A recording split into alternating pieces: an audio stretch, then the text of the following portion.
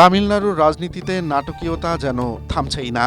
সরকার গঠনের দাবি নিয়ে অভিনেতা থালাপতি বিজয় দ্বিতীয়বার রাজভবনে গেলেও রাজ্যপাল রাজেন্দ্র আর্লেকার তাকে ফিরিয়ে দিয়েছেন।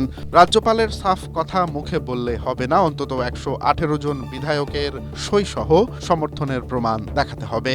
বিজয়ের দল টিভিকে বর্তমান কংগ্রেসের ৫ জন সহ মোট ১১২ জন বিধায়কের সমর্থন দাবি করছে।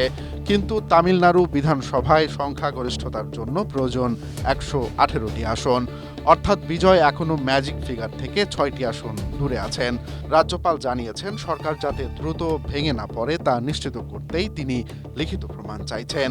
এদিকে বিজয়ের সমর্থক ও বামপন্থী দলগুলোর দাবি, সংবিধানের ১৬৪-র ১ অনুচ্ছেদ অনুযায়ী একক বৃহত্তম দলের নেতা হিসেবে বিজয়কে আগে শপথ নিতে দেয়া উচিত। তাদের অভিযোগ, কেন্দ্রীয় সরকারের ইশারায় রাজ্যপাল এই প্রক্রিয়া দেরি করাচ্ছেন। অন্যদিকে বিরোধী এআইএডিএমকে এখনো নীরব ভূমিকা পালন করছে।